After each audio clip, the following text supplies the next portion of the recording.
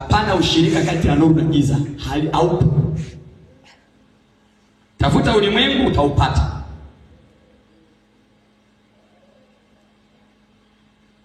Mungu ana excuse kwa mfano waliokwisha kuoana au waendelee, ila ambao hawapo wasiingie kwenye ulimwengu ambao hawajaamini.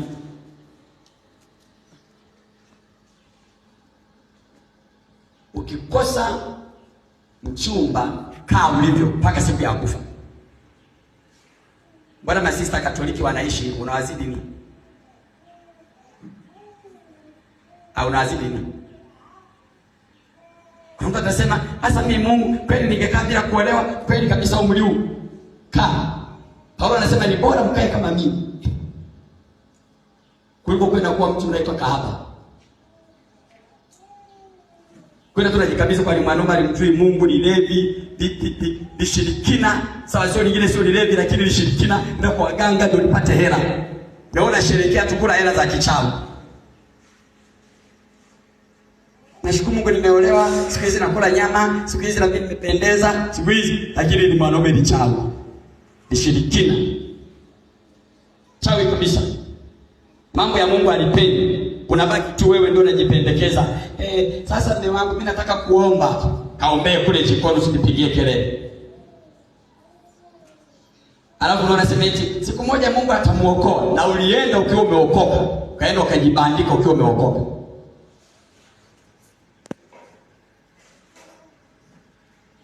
Mungu ana excuse kwa watu wa namna hiyo. Ukiwa umeokoka, unataka kuolewa au kuoa, lazima utafute aliyeokoka. Situletee mambo ya kusema, kwani sasa kama nikimpata labda imani nyingine. Ameokoka.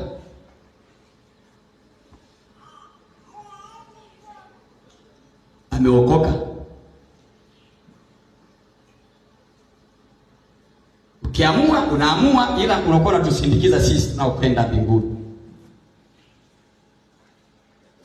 Na magonjwa na mauti viko karibu na wewe sana. Unakuwa unatembea navyo hivi.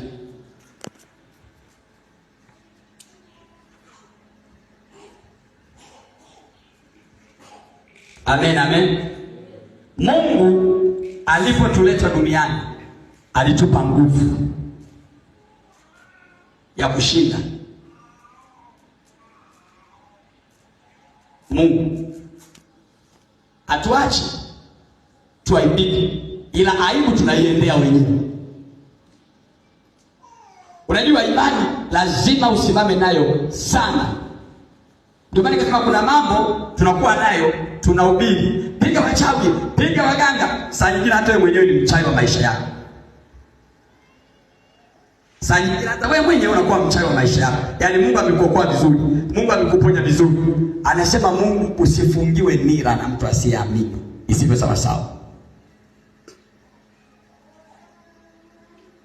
Lakini wewe unakaa kaka kamoja, kaka kachawi, kaka kale kamekubana. Alafu unajitia moyo kwenye mambo ya Mungu, yani akatai.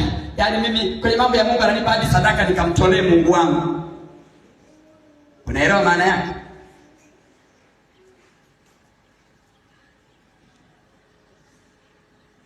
Hapo ndio Kekundu aliimba, mjinga ndiye aliwahi. Tena mtu anakuwa amejiona sasa, pata kaka fulani ka shetani tu, chukua pesa 50, kumtolee Mungu sadaka, mtu anajibeba. Yaani si Mungu unajua kuniletea baraka, subiri baadaye. Mungu aliwabariki wanawake, aliwabariki wanaume, walikuwa kinaribia wenyeji wa theater. Mungu aliwabariki.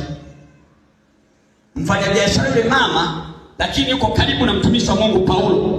Paulo anashona mahema na yeye yuko pale anatengeneza ngozi, wanamhubiri Mungu, wanafanya biashara. Mtumishi wa Mungu na anamhudumia na mtumishi wa Mungu. Libia, mwenyeji wa theater, na Paulo mtu wa Rumi. Lakini Myahudi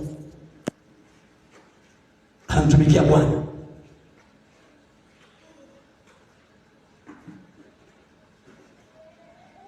Hata wajane amewaagiza. Alisema kama mjane